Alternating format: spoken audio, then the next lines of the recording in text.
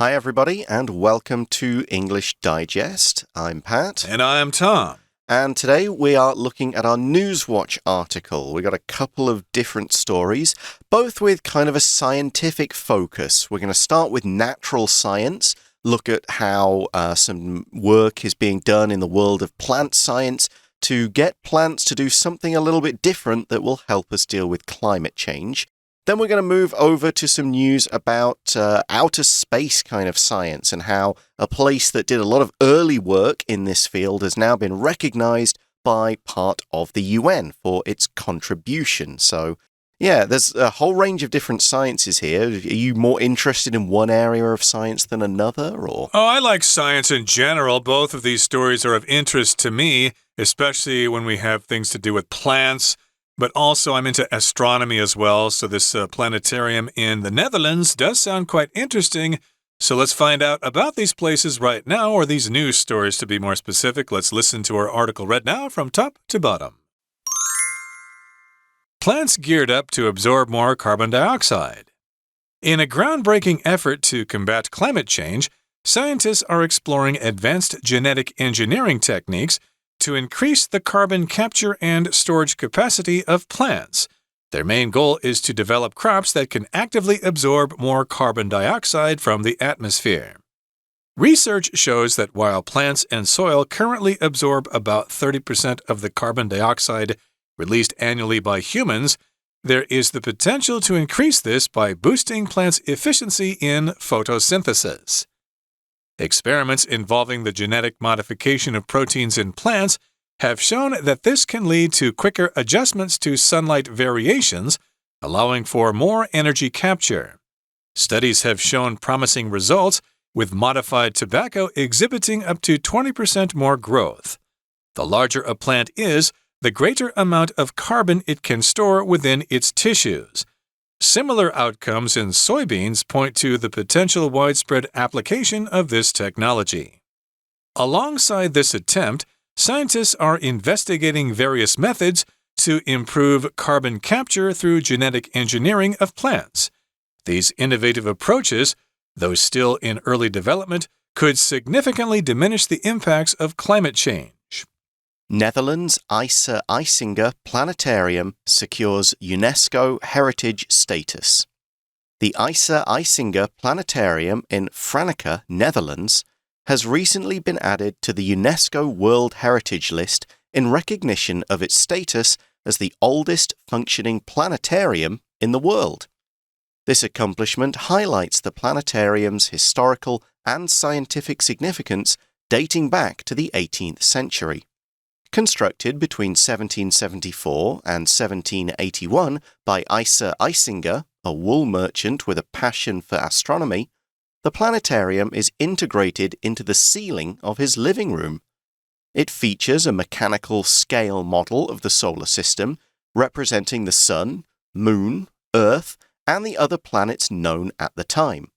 The model operates in real time, showing the accurate movement of the planets around the Sun. Eisinga's creation was a response to the widespread fear that a disaster might strike the world. With scientific evidence, he aimed to demonstrate that although the planets appeared to be close, they weren't going to crash into each other. UNESCO's recognition of the Eise Eisinga Planetarium celebrates not only its technical achievements, but also its ongoing role in fostering public understanding of science. Okay, it's time for us to gear up and talk about the lesson for today. We're talking, first of all, about plants gearing up to absorb more carbon dioxide. So here we've got the phrase to gear up. That just means you kind of get ready for something, but here it just means you increase the capacity of something. You might want to gear up when you're riding your motorcycle, for example. You start off in first gear, you move on to second gear, but when you're going faster, you're going to gear up to fourth or fifth gear so that you can go much faster. So with these plants, it's almost in the passive voice. These plants are being geared up. They're not doing it themselves. They're being adapted. They're being changed by science. And they're being equipped, basically, to perform a new job. They're being given the tools in this case, to absorb more carbon dioxide. You'll know carbon dioxide. You might be equally familiar with its scientific name, the CO2. And I'm sure you'll be aware that this is something that we breathe out, that plants breathe in when they make their own energy. But it's also a greenhouse gas that we want a lot less of in our atmosphere because it traps the sun's rays, contributes to global warming and climate change. Dealing with the amount that humans and other animals produce is a big part of trying to make our Earth greener, safer, and better to live in. And we're working with plants which do it naturally, but we need them to work a little bit harder because there's so much more. There are lots of plants that can absorb or suck up carbon dioxide, but maybe there aren't enough of them, so we need to increase the plant's capacity to do this. And here in the first paragraph it says, in a groundbreaking effort to combat climate change, scientists are exploring advanced genetic engineering techniques to increase the carbon capture and storage capacity of plants. So first of all, we're talking about this effort as groundbreaking, which means it's never really been done before. It's the first time this has been done. And they want to fight or combat climate change. Here, combat as a verb means you have to stress the second syllable, combat, although sometimes people may pronounce combat as both the noun and the verb form, but technically you're supposed to say combat. They want to fight climate change, and in order to do that, scientists are exploring advanced genetic engineering techniques. If something has to do with genes, we say it's genetic. Genetic engineering means you kind of muck around with the genes in something to make them grow a different way. In this particular case, they want the plants to grow larger. Yeah, your genes are your code. It's the DNA that codes your entire body and tells your body and its cells what to produce, when to produce it, and how to produce it. So by changing that code, by adding something in, taking something out, making something not work or work in a different way, you change the way that the plant grows. And that's what we're doing here. We want to increase the plant's ability to firstly capture carbon, which means to take it in from the air, and store carbon, so keep it in its body once it has been captured. So storage is the noun form of to store. To store something means to keep it for later use. So your storage capacity is the amount of something you can store within you. Capacity is the maximum amount of that thing. So your storage capacity and increasing it means plants can store more carbon dioxide in their structure. So they will take more out of the air. They will keep it more inside them. That is the key of what's going on here. Right. Storage capacity could also refer to your computer, like how much storage capacity does your computer have? Sometimes that's just shortened to storage. How much storage do you have? Well, I have 2 terabytes of storage in my computer, and I'm going to upgrade to 4 terabytes in the future. But in this particular case, we're talking about plants being able to suck up or to take in carbon dioxide. So we're talking about carbon capture, so we can take it out of the atmosphere so this carbon dioxide will not cause global warming. But again, the main goal of these scientists is to develop crops that can actively absorb more carbon dioxide from the atmosphere. So again, that's why we want to increase the storage capacity of plants, and they want to do this in order to absorb more carbon straight from the atmosphere, okay? So you don't have to worry about where you're getting carbon from. You don't have this carbon sequestering, as they call it. In this particular case, we got the plants there to suck up the carbon dioxide from the atmosphere directly. I understand that bamboo is good at that as well. Maybe we need to plant more bamboo. Yeah, more plants in general would do it. But the problem is plants are fighting a losing battle because so much of the Earth's plants are being taken away to build houses and so on. So this is why we get to this next fact. Research shows that while plants and soil currently absorb about 30% of the carbon dioxide released annually by humans, there is the potential to increase this by boosting plants' efficiency in photosynthesis. So the first fact says humans produce a large amount of carbon dioxide, and we release it annually. We breathe it out and produce it in other ways by factories, by cars, by all that kind of stuff. and about 30% of it per year or annually is still currently absorbed by plants in the soil. Now, of course, that means the other 70% goes out there into the air, and that's what's creating the problems of climate change. So, as well as other means of reducing the amount of carbon we make, we think we can boost plants' efficiency, how good they are at photosynthesis. This is the process by which plants get energy. They take water from the ground and carbon dioxide from the air. They use the sun's light to kind of fire it up, almost like fuel, and they will turn that into sugar and oxygen. So they pump out good oxygen into the air for us to breathe, and they use their own sugar to grow. Right, okay, so you want to increase the efficiency of plants in regard to photosynthesis. Again, this is to provide some extra ability for the plants to absorb carbon dioxide from the atmosphere. Again, we've got 30% of the carbon dioxide or CO2 released every year by humans being absorbed by plants. Again, annually just means every year. We could say this meeting is held annually. It's held once a year. And again, that's quite a lot of carbon dioxide in the atmosphere, and we need to increase the plant's efficiency in doing that. And they increase their efficiency in photosynthesis. Now, experiments involving the genetic modification of proteins in plants have shown that this can lead to quicker adjustments to sunlight variations, allowing for more energy capture. So again, if you change something in a certain way, you modify that certain thing. So we're talking about genetic modification. You probably heard of the term GMO, genetically modified. What's the O? Organism. Organism. Okay, yeah, I couldn't think of the O, what that meant there. But again, GMOs have to do with changing the genes in something to get them to grow better, like a wheat or corn. Some of it is GMO. It's been changed genetically so that it can be more pest resistant or so that it can grow faster. So in this particular case, we're talking about genetic modifications of the proteins in plants. Protein is a kind of chemical that usually comes from meat, but it's also in plants, and that we need it as part of our diet. And of course, if we make these modifications, then we can have these quicker adjustments to sunlight variations in the plants. So again, I guess this means that if there's a lot of sunlight, they can absorb a certain amount of CO2. And if there isn't enough sunlight, they can still absorb it as well. Yeah, or if there's even more sunlight, they can modify themselves to absorb that too. They can, no matter how much sunlight there is, the plants have got the right proteins, which in a plant, in an animal, proteins are almost like the little worker cells. They do all of these jobs. They build new things. They make energy. Proteins are our workers as well. They're inside the cells, but they're our little engines. So that's why we need to change them, which changing the DNA will do. And it seems to be working so far. Studies have shown promising results, with modified tobacco exhibiting up to 20% more growth.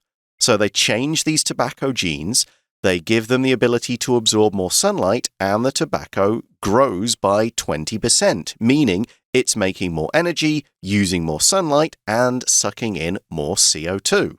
Right, and seems to work. It does seem to work, and also that might be good news for smokers because there's more tobacco because the plants are bigger. But I think there are fewer and fewer people smoking these days. But in any case, a tobacco plant can have another purpose. It can suck up some more of that carbon dioxide from the atmosphere as a result of growing up to 20% larger. Now, the larger a plant is, the greater amount of carbon it can store within its tissues. Now, here we're not talking about tissue paper that you use to wipe up a spill or to blow your nose into if you have a cold. This is like the living organisms inside your body. It could be the muscles, it could be the skin. It's just the living part of your body, so it can store this carbon in the tissues of the plant. And, of course, that's if we have a larger plant. So it's working with tobacco. We've seen similar outcomes or results in soybeans point to the potential widespread application of this technology. So similar outcomes means similar results when they modified soybean genes. The tobacco grew bigger, soybeans also grew bigger and stored more carbon, which means that maybe this can work for all kinds of plants. So it's potentially, they haven't proved it yet, but it's possible. Widespread means it can be used in many things. So the fact that two plants have done this suggests that we could maybe make it work with all different kinds of different plants and not only grow more soybeans, which is pretty important for feeding people, but also suck in more carbon from the atmosphere and make the air better. So far, all looks pretty good. Okay, let's continue now to the next paragraph as we finish off the first article. It says, alongside this attempt, or along with it, scientists are investigating various methods to improve carbon capture through genetic engineering of plants. So they're also thinking of ways to increase the amount of carbon dioxide that is sucked out of the atmosphere. And they're developing various ways or different methods to do this. They have one attempt, of course, we have in terms of making the plants bigger, but there are other things they're trying as well. And these innovative approaches, though still in early development, could significantly diminish the impacts of climate change. So they're innovative, they are creative, they're using new ideas, they're using something that hasn't been done before. They're still in early development, so we do need to do a lot more testing, a lot more proving it really works. But if it does work, this could significantly diminish or reduce, lessen the impacts, the effects of climate change, which is something we know we all need to do and something we definitely want. So that's the end of the first news story. We're going to take a short break now, and then we'll return with our second story.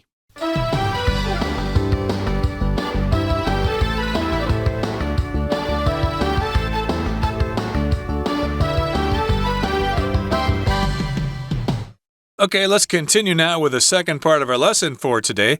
We've got a story coming from the Netherlands. We've got this Eise Eisinga planetarium, and it has secured UNESCO heritage status. So a planetarium, of course, is kind of like a museum in which they show us how the planets work. We've got big images of planets, and you can see how they move.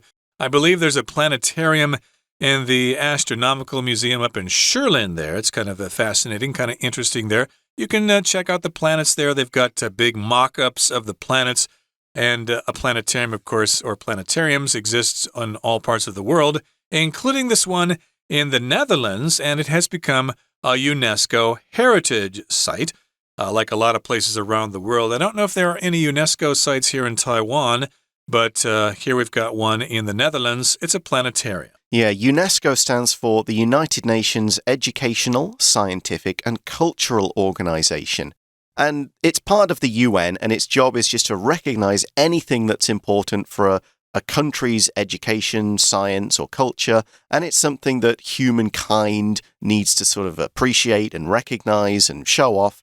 And if you're on this list, if you're part of the heritage status, then you get a bit of extra protection. People aren't allowed to knock these buildings down or destroy these parts of the country just for fun. They really have to pay attention. They'll have funds to protect them.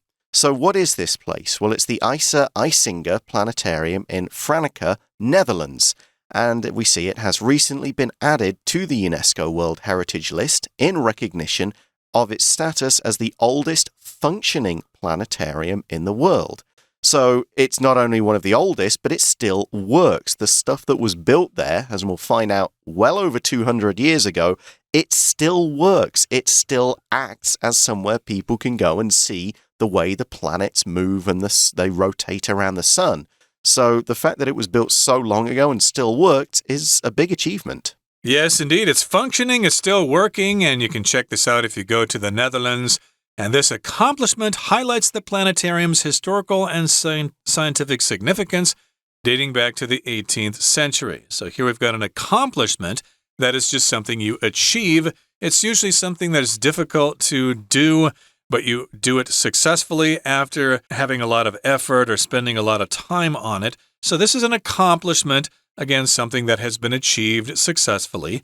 And it highlights or stresses the planetarium's historical and scientific significance. In other words, it lets us know about this place, and it lets us know that it has a history and that it has a scientific purpose to it. You can learn about the planets by checking this out. And again, it's the oldest functioning one, and it dates back to the 18th century. That just means it began in the 18th century. That's how old it is. Yeah, we're going to find that out in the next sentence. We'll find out exactly when it was built.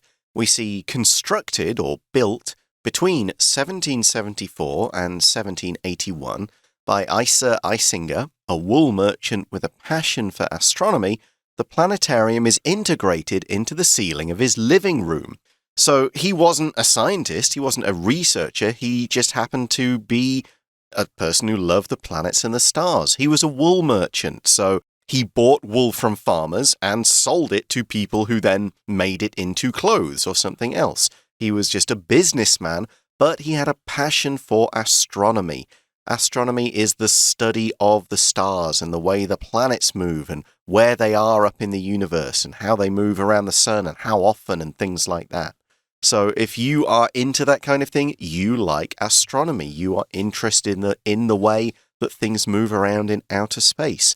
So he built this thing himself because he was so interested in it, and he integrated it into the ceiling of his living room. So he had a ceiling already. He just put all the planets, all these models in there, maybe used string or metal wires or whatever to hang them up and make them move. He just put it as part of his ceiling. So any guest, visitor would come into his living room and go, wow, what is that up there? Oh, that's the sun and all the planets, and look at the way they move. I just made them into my ceiling. Must have been quite a conversation piece there to invite friends over and they could check out the model of the planets there.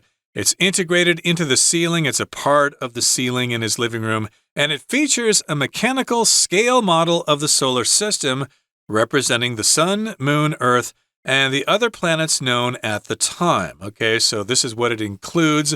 It features or has these things. It's a mechanical scale model of the solar system. If something's mechanical, it uses gears and springs and things like that. Maybe you have a mechanical watch, for example. If you bought a Rolex or something like that, it's probably going to be a mechanical watch. It's not going to be quartz.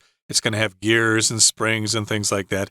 And this is a scale model of the solar system. If it's a scale model, it's reduced in size. So you can buy models of, say, cars or military aircraft. They will be scale models, and they'll usually be expressed as a ratio as to how small it is compared to the real thing. Yeah, like 1,000th or something like that. But with a scale model, what it does mean is that the proportions are right. So in the real solar system out there, Jupiter is much bigger than all the other planets. And so in this scale model, Jupiter will be bigger on his ceiling or in his ceiling or hanging from it than all the other planets, but by the same ratio. So if it's 4 times as big as the Earth, say, in real life, then the model one will be 4 times bigger than the model of the Earth. Everything will be right and everything will be accurate. So that makes it even more amazing. And it's, of course, a model of our solar system. The solar system is all the planets that move around our sun, the star at the heart of our group of planets. So that's everything from Mercury all the way to Pluto and all the kind of other different rocks and all the moons of the different planets that we have. Everything that's in there, the stuff you'll learn about in school, that is our solar system. Once you move beyond that, you're out of our system and into a different one. Right, so the farther you get from the sun, the more planets there are out there, but of course, at the time, they didn't know all about those planets that were out there. I think Pluto was discovered in like 1932 or something like that. Yeah, I think they probably didn't get much further than maybe Uranus, I think, as far as they got or maybe by then. as Neptune, I don't know, but they certainly would have seen Saturn and Jupiter because they're pretty bright in the night sky. But yeah, they knew about these planets at the time, so of course, we've got this mechanical scale model that includes the planets and the bodies that they knew about at the time. And the model operates in real time, showing the accurate movement of the planets around the sun. So if it's operating in real time, then it's reflecting the amount of time it takes for these bodies to circle the sun. So I think, for example, I'm not really sure if he actually does this, but the model of Jupiter should take like 11 years to go around the sun. So you need to hang out in his living room for 11 years to see Jupiter complete one revolution of the sun. Yeah, but if you were following Earth, you could go in on January the 1st, one year, and go, okay, it's there. And in January the 1st the following year, it'd be back to exactly where it was before. Others would be moving faster and slower, but it shows the accurate movement. So it doesn't just show them just going round and round. It actually shows the kind of the orbits, which aren't circular. They're these weird kind of elliptical oval shapes, and it'll show which ones are relatively higher and lower and further out and closer and everything like that. So why did he do this? Well, he loved planets, but he had another reason as well, which is explained in the next paragraph. Eisinga's creation was a response to the widespread fear that a disaster might strike the world. So back a couple of hundred years ago, people didn't understand the way the planets moved quite as well. Maybe the experts and the people who studied it did, but there was a widespread, a fairly common fear among many parts of society that one of these planets or one of the rocks or one of their moons would crash into them. Because if you just look at certain basic information, hey, that star's brighter than it was last night. Is it coming right for us? And people would have been scared and thinking that these planets might move in ways that cause them to hit Earth. Exactly. So, of course, he's got this model, and people think the planets are close together, and at certain times of the year, the planets may align with each other. And so people might think, oh, because all those planets are there, it causes an increase in gravity. I'm not sure if they knew about that back at the time, but in any case, they were probably very superstitious, and they thought, hey, those planets might cause disaster here on the world. Disaster might strike the world, and with scientific evidence, he aimed to demonstrate that although the planets appeared to be close, they weren't going to crash into each other. So yes, he demonstrated or showed that all of these planets follow a defined course around the sun, and they don't run into each other. They just freely circle around the sun. And they're actually millions of miles apart, so I don't think we have anything to worry about. Mars is not going to come crashing into the Earth ever. But they would have looked close in the night sky, and that may have been enough for a lot of people to get afraid. So it's not just education here, it's kind of getting people to understand this is how things really work. It's not just for fun. This will make you feel a lot more comfortable about things like this. And that's why we say UNESCO's recognition of the Eise Eisinga Planetarium celebrates not only its technical achievements, but also its ongoing role in fostering public understanding of science. So yeah, one thing we want to celebrate is the technical achievement.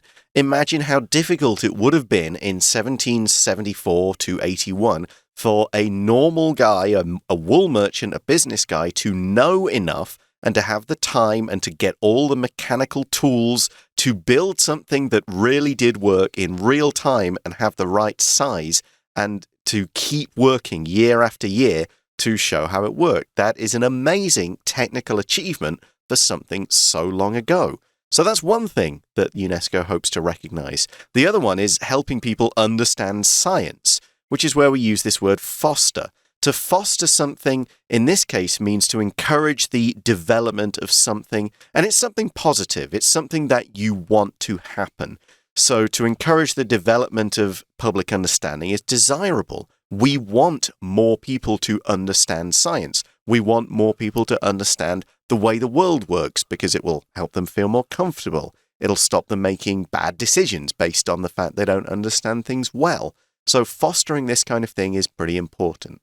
We can also use foster in the sense of a child being looked after by another family. They will take care of him and take on responsibility for looking after that child. Right. My roommate in college, for example, was a foster child because his parents died when he was quite young. He had to live with strangers, basically. And I think this is kind of amazing here because Eise Eisinga was a wool merchant. He sold wool, and so he still had time at night to pursue another passion in astronomy, so he built this planetarium, and that kind of lets us all know that you don't have to be bored by your job all the time. You can actually accomplish something in your free time, and this person is an example of that. And besides, it's in the Netherlands, and I hear that Dutch people are pretty cool, pretty chill, pretty cool to chat with and hang out with. So, hey, it's a good excuse to head there and check out this planetarium. Okay, that brings us to the end of our explanation for today. And that's all we're going to say for today, so please join us next time for another edition of our program. From all of us here at English Digest, I'm Tom. And I am Pat. Goodbye. Bye-bye.